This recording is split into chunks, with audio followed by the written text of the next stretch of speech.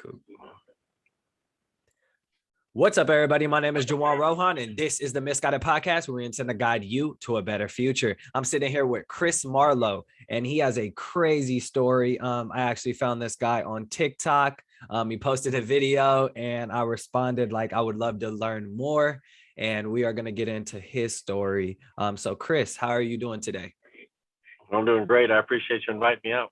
Yeah, no, I appreciate you responding. I'm sure. Did a lot of people hit you up after? Oh yeah, hundreds of messages.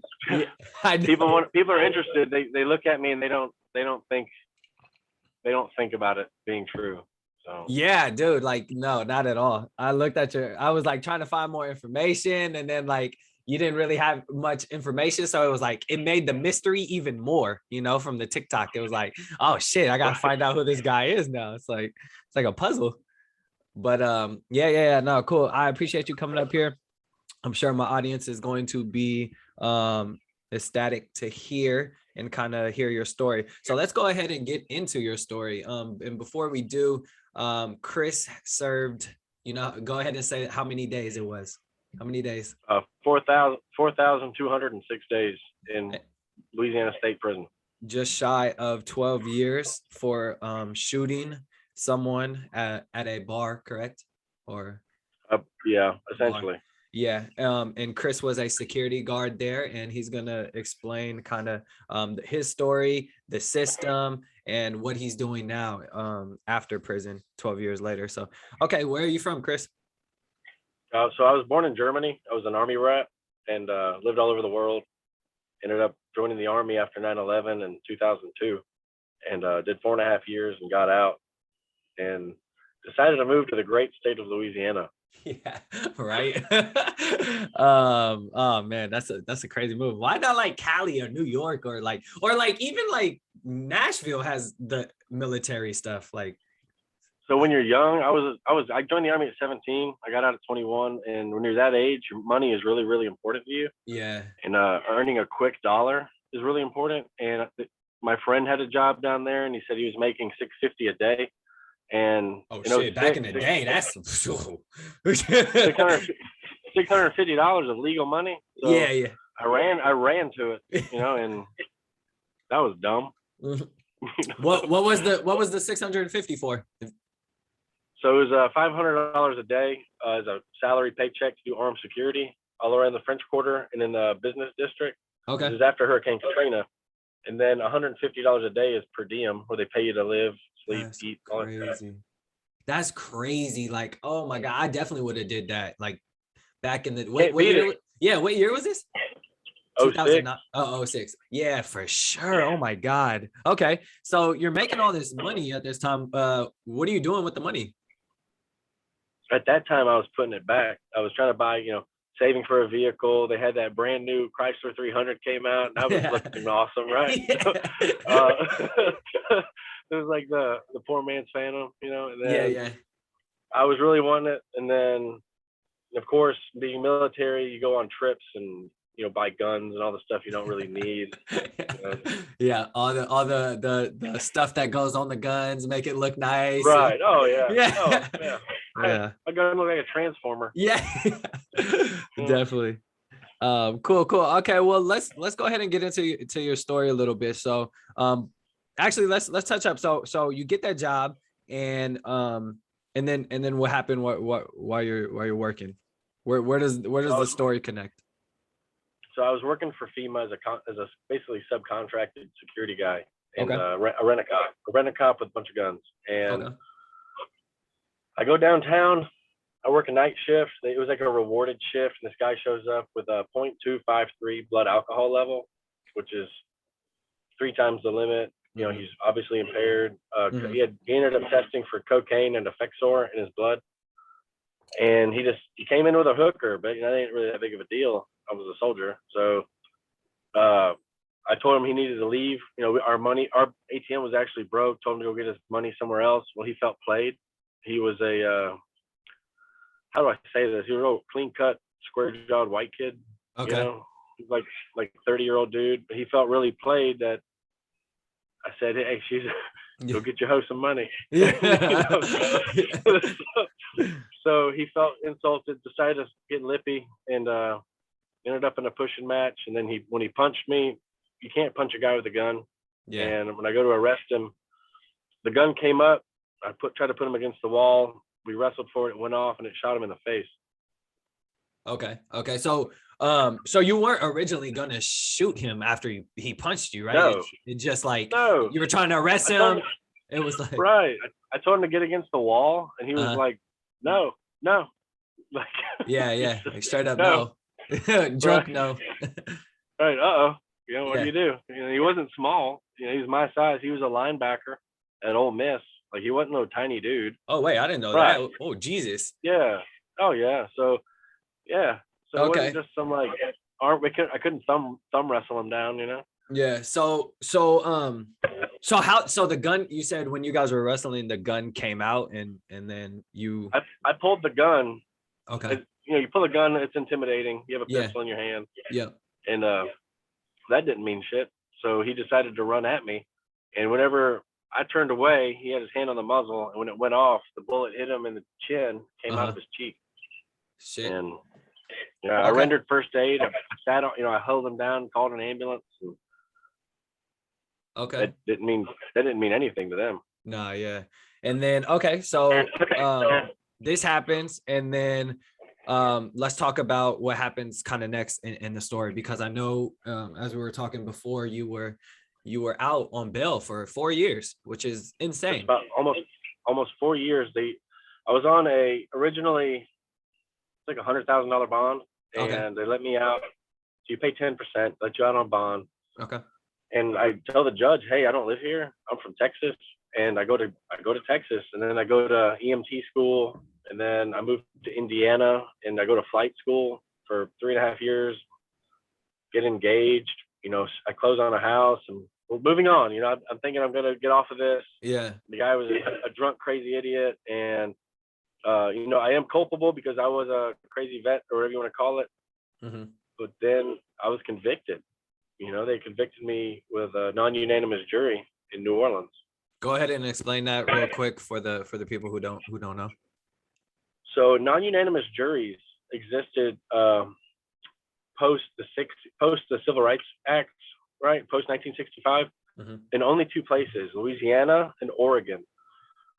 The reason they exist was the Jim Crow laws. In the 1800s, the Supreme Court of the United States said Black people have to have at least 2 Blacks on their jury, so that it's a jury of their peers, so that if they're innocent, if you have 10 racially biased whites on your jury and you still have 2 Blacks that are being legit, you still will not get convicted because you have those 2 people saying not guilty.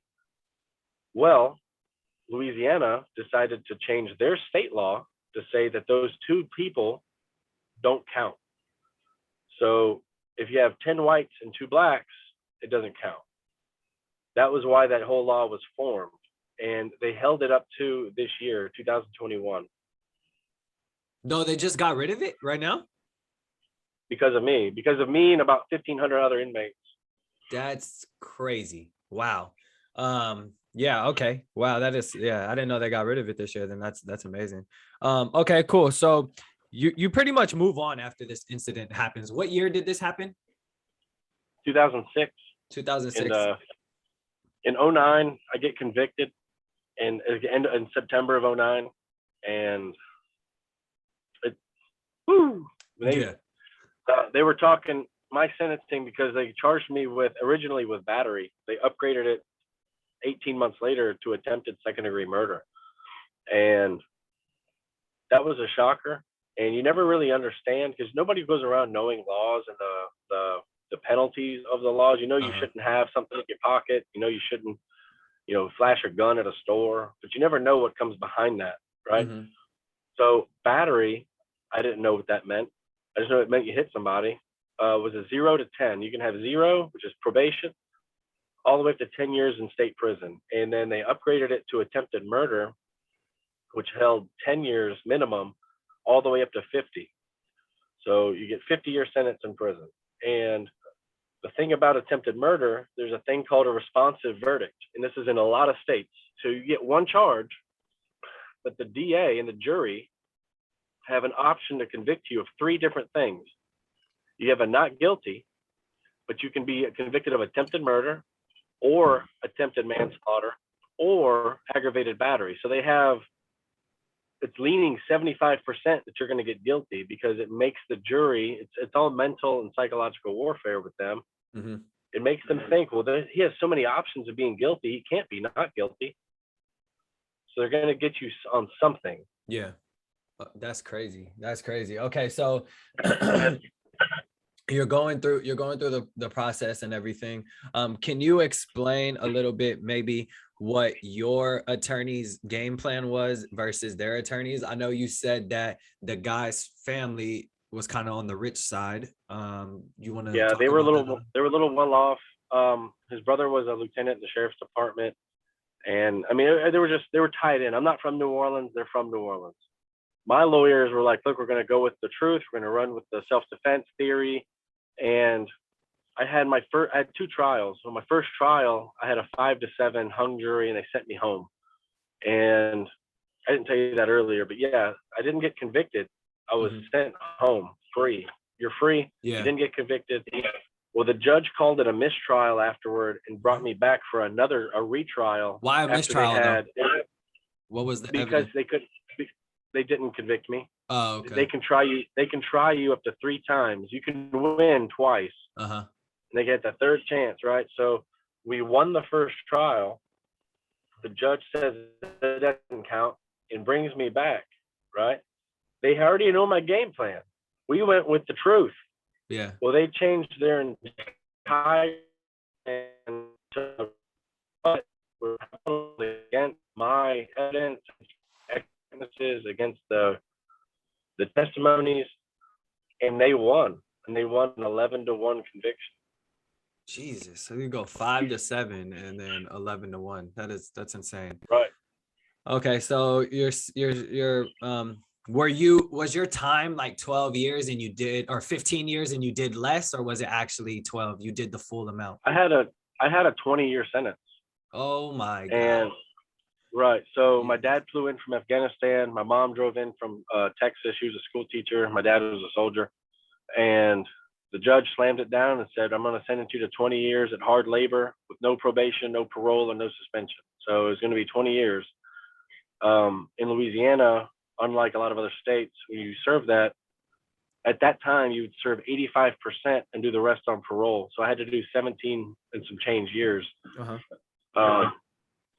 Because I kept appealing my situation, and I had a non-unanimous jury, and I jumped on that lawsuit whenever Ramos from Angola started it. We all jumped in with him. Well, when they overturned it, I was one of the first 15 people they let go.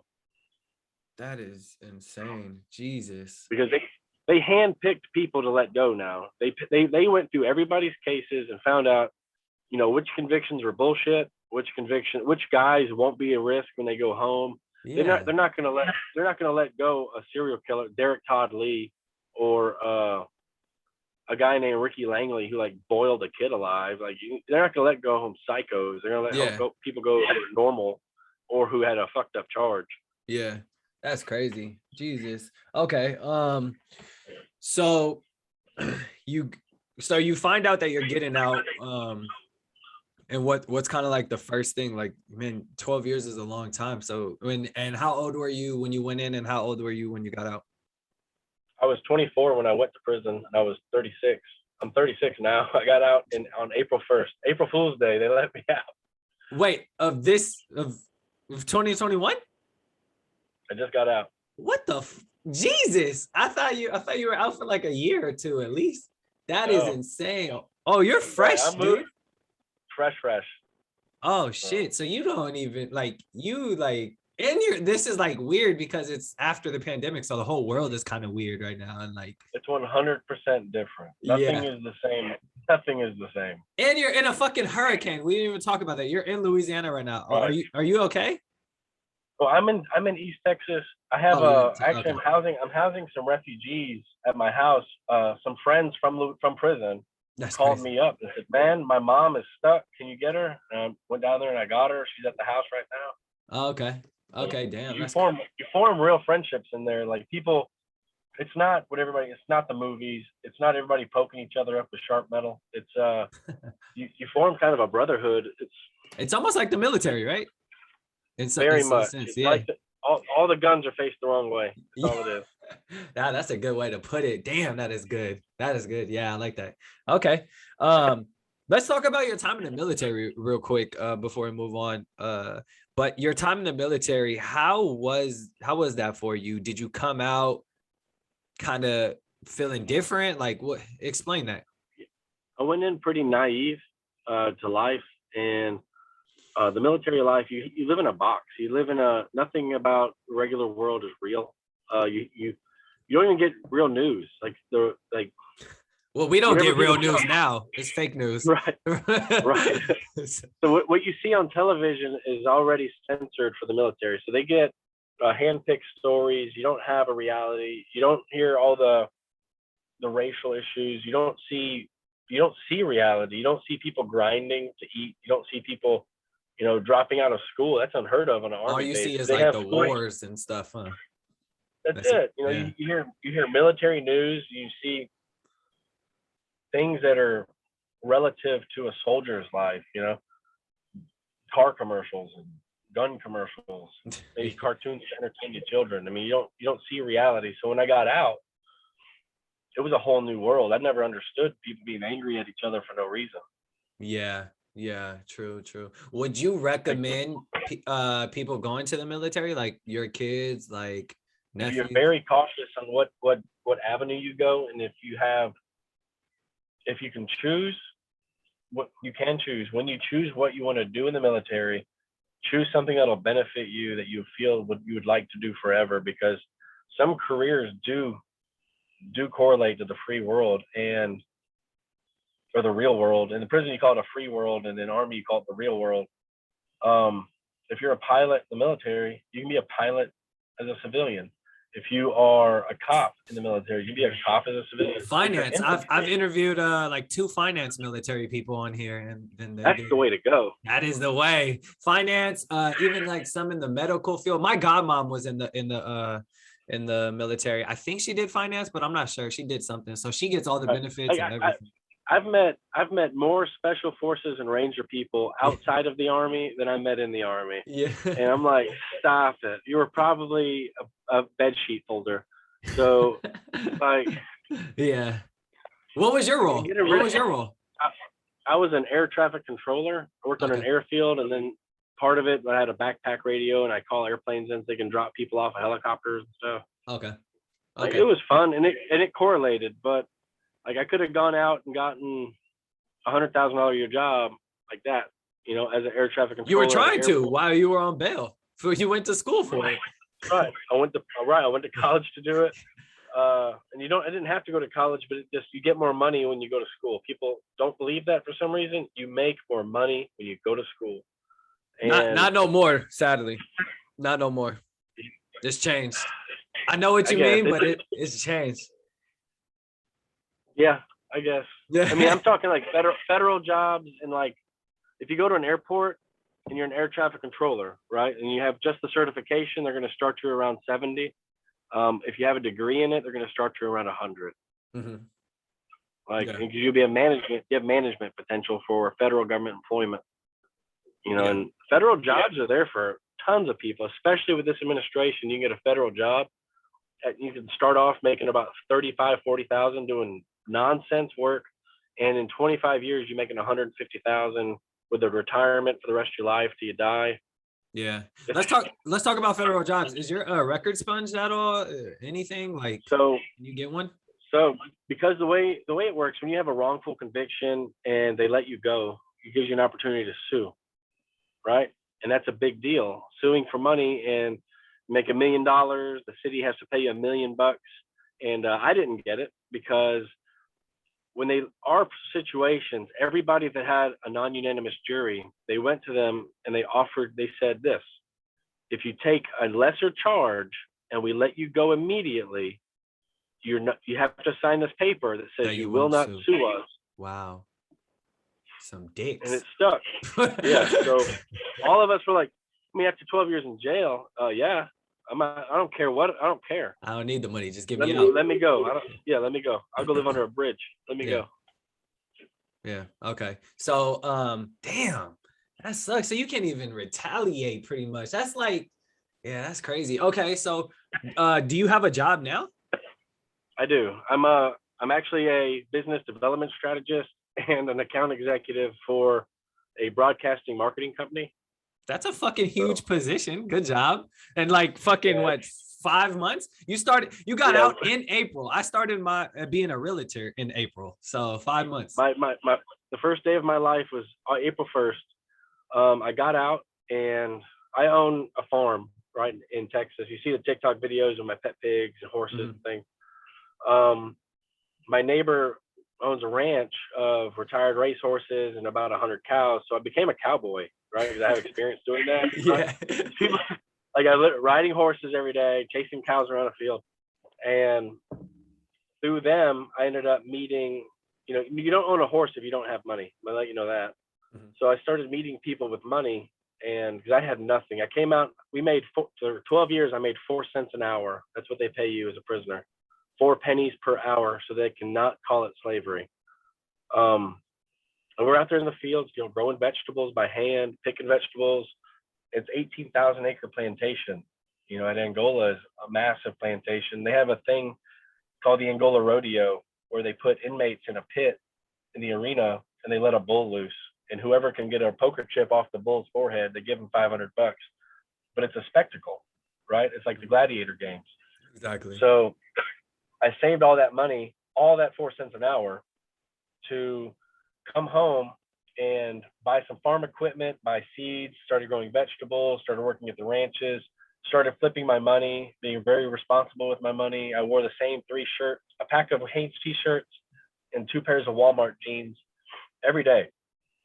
Well, I ended up meeting somebody who realized that I had a degree, and I was very transparent about having been to prison. It's really important if you come out of prison to be transparent with who you Absolutely. are. Yeah. Don't fluff it up. Well, you don't look like you went to prison, dude. Like, I don't know what you looked like 5 months ago, but like, I look just a little skinnier. I've been eating a lot of water. You look like a cop, like I know, undercover cop. Yeah, man. So, I ended up meeting a guy. I work for. I'm not going to say his name, but I work for a congressman. And when he heard my story, he was just like, "Holy shit!" I said, "Yeah, that's really what y'all are doing." And he said, "That's really well, what I want you to." That's funny. So he started. Yeah, I'm encouraging change in prison reform in the state of Texas, but I'm going to reach back to Louisiana eventually, and I'm still in contact with the guards, the Secretary of Corrections, the wardens. They call me, they email me, "How are you doing?" Because it's kind of an experiment letting us all go, right? Yeah. Some people are gone back already, and some people are doing great. Some people gone back already? Yeah. Murder. For bad. Oh drugs. My God. Jesus. Yeah. That is an experiment. Wow. It's an experiment, and we were in there. I mean, people, you don't realize everybody's human. Everybody idolizes a lot, and they idolize a lot of public figures. And I was in there with some public figures. I told you earlier, C Murder, me and him are friends. Yeah. Mac from 504 Boys, me and him are friends. I was in there with Boosie. I was in there with a bunch of these Louisiana rappers, and they're like genuinely good dudes. Like, people don't realize that, their music is their music, and some people live part of that. When you live that life, that's not necessarily what your life is saturated about. That's just part of your day. You have a business mind. C Murder's a businessman. His big brother is, killing it. Yeah. No, definitely. And you let me know something that I think I knew, but I can't remember, that C Murder was in the military, which is crazy. Absolutely. So that was my biggest outreach in prison, was military veterans in prison, getting them through PTSD counseling, trying to retrain their brain. I did a lot of self-help. I read 1,050 books while I was in there. I have receipts for them. Jesus. And right. And reading books saved my life.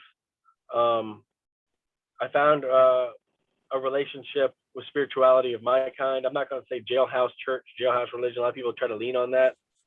I didn't go to church in prison. People who went to church in prison, 9 out of 10 times were going there to hide because they couldn't handle their reality. Okay. That's the safe zone, right? Yeah. That's where you go to hide from everybody who might have an opinion that differs. And so anyway, went through all that. When I wrote 3 laws, one of them got passed by one of the senators in Louisiana, and through all that connections, I ended up coming out, and they realized they'd heard my name, or they'd heard of the programs in Louisiana that we started, and I got this job offer. And through the education that backed me, I have a degree in communication and business management. That's what set me on a track to get a position as a market manager. So okay, yeah, that's cool. I was a sales. I was pretty much almost in the same position at Coca-Cola. Okay, yeah. In sales, so I know exactly what business development is and stuff, and that's super cool, man. That's great job, especially to get right out of prison. I'm glad you got that opportunity. I want to kind of dive into some questions. One of them is, why the hell I guess you don't live there, but why do you live so close to Louisiana? Like, right. Having the property here, and so Texas is kind of an independent place, and the line is real strict. When I moved back home to Texas, I don't set foot in that state of Louisiana. However, once I'm clear and when I file for my pardon, I do plan on holding an address there and getting into their political system and trying to make change, because I've left a lot of brothers behind and I want to fix it. Yeah. Okay. So you're more staying in the vicinity so that you can actually go back and kind of try and change it and stuff like that. Absolutely. Okay. I want to have the story. I want to have a story that goes from soldier to slave to senator. Ooh, that's a nice book, man. You should write I hope you're writing a book. I have an offer. Somebody's offered me to write it for me. I'm just waiting. Oh, that's good money, man. Yeah. What are you waiting on though? Just like to add more to it? To actually concrete my success afterward. Yeah. Right. I'm still fresh, like you said, 4 or 5 months. And well, bro, you can do a series though. That's what do the first one. Because I just wrote my first book and it debuted as #1 on Amazon. It's a book on teaching children financial literacy. So I just wrote a book, and then I interviewed a lot of people on here that have wrote books and been pretty successful. And what I hear is that like a lot of people love these series, right? So like if you did, the first part of your life, right? The soldier, and then the prison, and then release or set a date to release that, also have the second one coming, and then if they buy the first one, they get the second one half off, just something to incorporate the two. I think that could do really well for you, man. Really well. We might talk to you. We might get you to help me write a book. Yeah, man, for real. I could show you the way to do it, because I actually just wrote mine, and there's a lot of tricks and stuff, like hiring ghostwriters, getting just people on board. I can teach you all that for sure. But I think you should definitely write a book. It would be something great that the people inside prison can read as well, because you said you read so many books. So definitely. Yeah. It's just crazy because you're like so close to Louisiana. So I had to ask. And for me, I'm not really a big Texas fan. I know you're from there, but Texas is also pretty strict, like in their stuff. In a sense. So when I got on the parole here, so I'm on parole, right? Uh-huh. It's a test. It's always a test. I went to the parole. You better stay your ass in the house, huh? they were like, you don't seem like a bad guy. I'm like, oh, I appreciate that. And then they read my record and they're like, you shot a guy in the face. Yeah. Yeah. They were like, we thought you were bad checks. And I was like, no. We thought you were a forgery. So, they went a couple months and, took the urine analysis and they made my check-ins. And then now, this is Texas. They said, we'll see you in a year. Wow. That's it. So they said, call us if you want to leave the state. That's what they thought. And Texas is huge. So and they have everything. Yeah, they do. Yeah. You literally the only can go from one side of Texas to the other side, and it's a whole different state Right. almost. The only better place, there's only two places that are the same. It's California and Texas is the only place you can have everything you want in one place. True. In California, we're like, that's way too expensive. I just got out of prison. What the fuck? Yeah, y'all are coming here. Yeah, right. Yeah, definitely. Cool. All right, I got a few more questions. I know you probably got like 20 minutes, 15 minutes. Let's see. Okay, now you can be honest with this, or I don't know. I want to hear your honest opinion, but how often do you think about that night? And if you could go back, would you change it? Do you regret it? Yeah, I think about it a lot every day. It affects my life every single day. Every day. My, dealing with guns, dealing with interpersonal relationships. I had a cop come up behind me. I'm in an Explorer, so I was driving down the highway doing 80. Texas, the speed limit is 85, but I'm doing like 80, and this cop has his lights on, and he pulls up behind me. I feel like I'm about to have a heart attack. I'm about to pass out and die, and he just passes me. He's going to get somebody else. Welcome to the life of a black man. Right. So, and this is what I was telling you earlier. Like, I understand so much more when it comes, to a lot of the struggle, the strife, the grind. Mm-hmm. I work 20-hour days. People don't understand that. I work 20 hours a day, every single day, and I have since I've been home. I sleep 3 hours, and I have intermittent time with family. And the stress from cops, the stress from, are they going to find out? Trying to find, because of what I look like, they didn't authorize me for food stamps. They didn't give me unemployment. They didn't give me any assistance. And I hit the ground. I had $1,200, that I saved 4 cents an hour. And I used that to pay for rent. I got electric. I didn't have rent. Electric, water, garbage, clothing, everything. And I mean, it was tough. It was crazy. Would I change it? I did at the time what I thought I was supposed to do.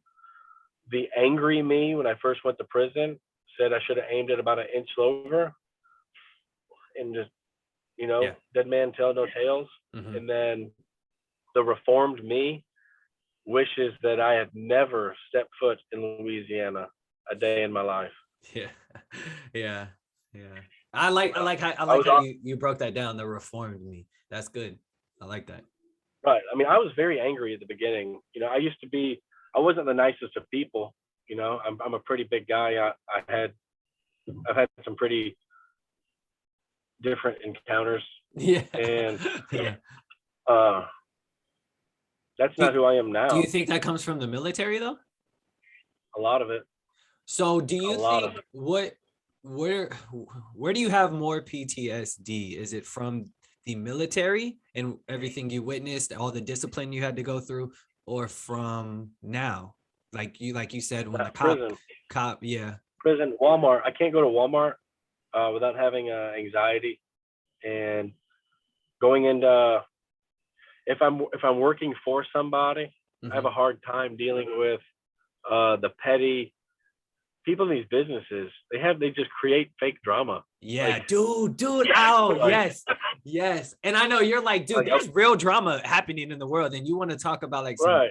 Yeah. Right, like in prison, you can't let shit slide. You can't let anything slide. So you don't let anything pass you, and you don't try to slide on other people. You really stay in your fucking lane. Doesn't matter who you are. But I had one job. I worked for somebody else once besides this, and it was some dramatic shit.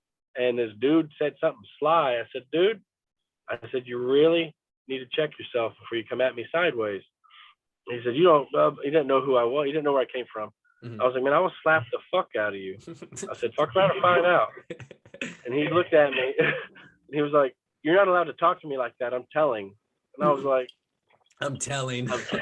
Yeah. I'm telling. So I would have, in prison, I would have slit his ass right there. Yeah. But I went to the boss with him. Well, he's going to go tell. And I just said, I quit. I can't work with this. This is freaking me out. So I walked out. That's crazy. Yeah, that's crazy. Wow. I mean, I just couldn't handle it. Yeah. That's crazy. Did you end up losing your like military benefits after this stuff? Mm-mm. Is the Thank military God I still didn't. in support of you? 100%. So I It's maintained amazing. contact with them through the situation, and I got out. I get VA benefits and my VA pension. That's And amazing, man. Good. I'm not getting the pension yet. I'm getting it. It's in process of getting worked up because I did get out due to a medical. I got 2 concussions and a back injury Oh, when I was in the service. So okay. right. I mean, we went through some shit. So working on that paperwork, trying to get it started. But they pay for my medical care, thank God, because Okay. from prison, you eat every day. It's beans and rice and noodles and cornbread. That's all you eat, right? It's like the movie Life, right? It sucks. And Hella I got unhealthy. hella unhealthy. And 5 years ago, I was diagnosed a type 1 diabetic. Oh, I'm sorry, So, man. Okay, right. So now I just pulled up a article that was written in 2020, and it was like a prisoner at Rayborn who has diabetes. I didn't think that was you. That's oh, you? yeah. Oh Put shit. that, put that spank on them. Yeah, I delete. I mean, I got exited out of the thing because I didn't know you had diabetes. Wow, I thought it was the wrong person. Mm-hmm. Okay. Mm-hmm. Oh man, so you got to deal with that every day on top of everything. So do you have to? I don't know. Do you have to inject yourself with insulin? Is that every Every day? day. I have a meter Oh, okay. on my Okay. arm. I don't know if you can see Yeah, I it can see it. on I this can see angle, it. Yeah. So but this you have it seems that. like a lot, man. Are you is the military paying for therapy? Are you doing therapy? Thank God. If I didn't have it, insulin. That's something wrong with America right now. Is that we're you know we're pushing this free COVID shot. Not to get into the COVID debate, but we're pushing a free COVID shot for all of Americans to get free COVID because we're going to save them from this disastrous disease that you can't see unless you get tested. And you're not paying for Americans for insulin, which is another thing. It's an awakening for me. The diet disparity inside of our own country, creating chronic illness like high blood pressure, diabetes, chronic heart failure, kidney problems. And that disparity comes from income disparity, which levies a diet predominantly of rice and beans, ramen noodles, bread, cornbread, which, not to be stereotyping, in the South is a predominantly Black diet, which creates these medical issues because they can't afford the food, and they can't afford, then after you fuck them over, they can't afford the medicine, because my insulin would cost me $1,800 a month. Oh my God, that is insane. That's So I insane. understand. That's a I get mortgage it. payment. Period. And if I did not have Veterans Affairs, I would be dead. Because Wow. they didn't approve me for Medicaid. They didn't give me food stamps. They didn't give me unemployment. That's crazy. Yeah, that's fucking crazy, man. And you're absolutely right. There's so much to dive into this. Like It's huge. so It's so many, much bigger. so much bigger than You're the just story. prison man. Yeah, It's so much more than you're the prison guy that looks like a cop. you're the prison, you're the undercover prison guy. Right. Right. You didn't really go. Yeah, it was all just a story, man. That's what the Right. news is gonna say. Cool, man. I know you got like 10 minutes. I got a just like a couple more questions. And Okay. one of those questions are, I don't know if you're allowed to now on probation, but does holding a gun scare you now and bring back memories? I have never held a gun while on parole. Yeah, yeah. Okay. Yeah, true. I forgot we're recording right now, so my bad. Yeah, we'll just go to the next question. So how I know, can we talk about your situation now? So 5 months out, you said you ended up finding this lady, right? I see the car seat in the back. Oh yeah. Yeah, let's go ahead and talk about how you found her and the kids. And I also want you to kind of explain, how do you go about explaining your story and your background to those your new daughters, you know? So I haven't with them yet. They're so young. So Yeah, I obviously, told you especially earlier, the 2-year-old. I briefed it earlier. I found spirituality, spiritual relationships. So I started praying. You call it whatever you want. I'm going to call it God. I started praying, and I asked him for release, a wife who had her own job, her own house, kids, everything, didn't need me, but actually wanted me, right? I wanted a woman who did not need me, but wanted me to be a part of her life. And we met, and within an hour, I felt like I'd known her for years. And I told her everything out front. I was like, this is who I am. I've been home for 3-4 weeks. It was great. We had a great dinner. I didn't throw the move on her. And then a couple days later, we hung out again. And it was like it was just meant to be. It was just so smooth. And she's the perfect woman. She's an RN. She has her own place, her own car. Yeah, RN's got money, so it's her own bills. I don't ask her for anything. I have 50 acres where I live, right at the farm, and she has this, big old brick house up here. She's like, look, after a couple months, she's like, I think I'd like you to move in. And I was like, sure, I guess. Let me. Hey, nice. Yeah. So what are you doing with the acres now? Right now, we built a house on it. Okay. We're building a house for my parents, and I'm going to do 2 crops on it a year. Farming is not what everybody thinks. In fact, there's a couple of books about farming. One of them's Market Farming by a guy from Fournay is from Canada. And there's another one about why blacks should farm. It's a very, very lucrative business. In the South, you can't grow everything everywhere. But in Texas, if you grow 10 acres, let's say watermelon, you hire out workers, right? This is my goal. This is my business plan for farming. You can hire out workers, your overhead, you call it 40%. Say you have 40% margin. Say you're only going to get 40%. You can grow at least 10,000 watermelons per acre, and Walmart will buy each one for $2. Oh. So yeah, it takes 90 days of work, and you walk out with 80 grand. Yeah, that's crazy. So that's what you're gonna do. So yeah, 50 acres, man. You need to buy. I'm into like Airbnb and real estate, so that's cool. You're building a house for your parents. You need to build some tiny homes and start renting them out, man. I thought about it. I don't have the market, but we're considering getting into Austin and Dallas, because Austin's obviously a hot spot. Yep. But Dallas is a bunch of yuppies that love to waste money. So I'm thinking about why you don't have the market in East. Where are you? East Texas, a place called by Longview, in between Longview and Shreveport. How far are you? What's the closest big city? Shreveport. Shreveport. Oh, okay. Where's like where's Houston? That's like from you. 2.5, 3 hours away. Oh, so no one's really visiting where you're at. No, it's all, everybody who lives out here is from out here. Oh, damn. I was gonna say there's like no mountains. I don't, does Texas have mountains? Yeah, they call it Colorado. Oh, okay. Nice. Just drive over. Okay. Cool. Yeah, I was gonna say, because it's 50 acres, man, you could do a lot. So your parents, I remember you said your dad flew in from Afghan. He was still in the military. Your mom's a school teacher. Are they still doing those 2 things? Are they retired now? Mom retired, and dad met the love of his life and moved to Guam. Wow, crazy. Yeah.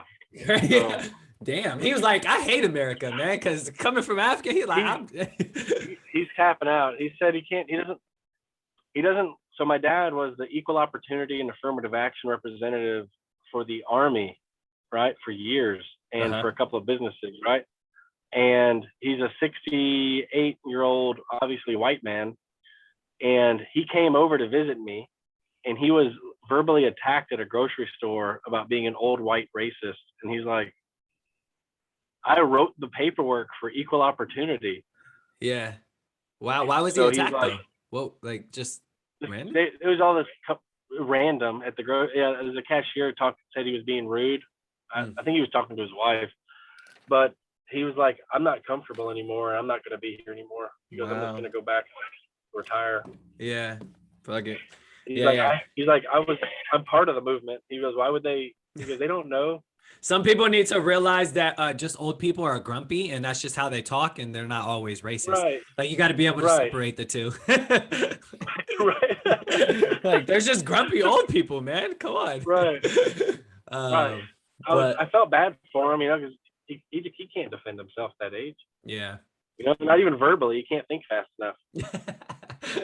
Yeah. Hey, Guam sounds fun though, especially right now with all our bullshit going on. So, that's Yeah, definitely cool. beach paradise over there.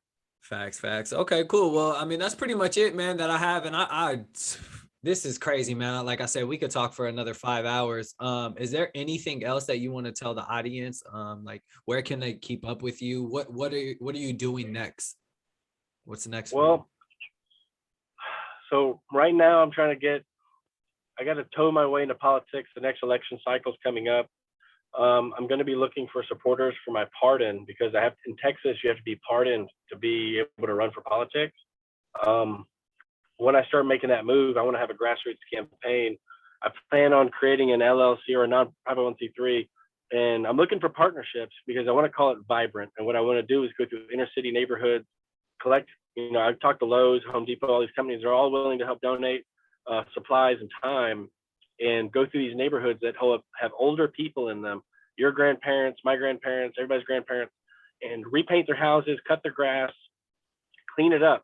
Just clean it up, get their property values higher. So if and when they do pass, their kids can benefit from either having a nice house or a house they can sell at a better value.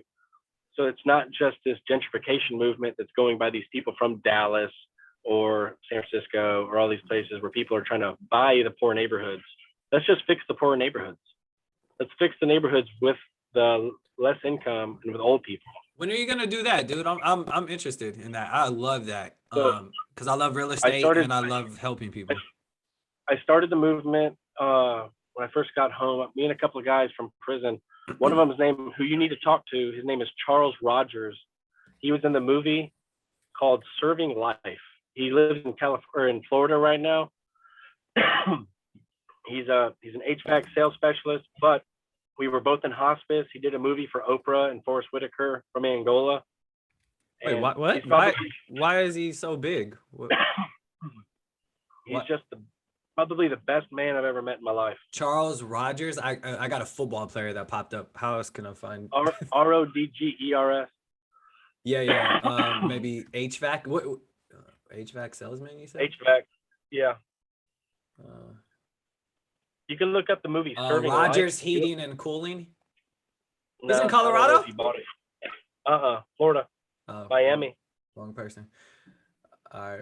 Well, I'll have to find him. But anyways, information. Great guy. Look up the movie. The Farm, about Angola, and then look up the movie Serving Life if you want to learn about inmates helping inmates with hospice. Okay. Serving Life documentary, 2011. Okay, cool. And you said he's helping you.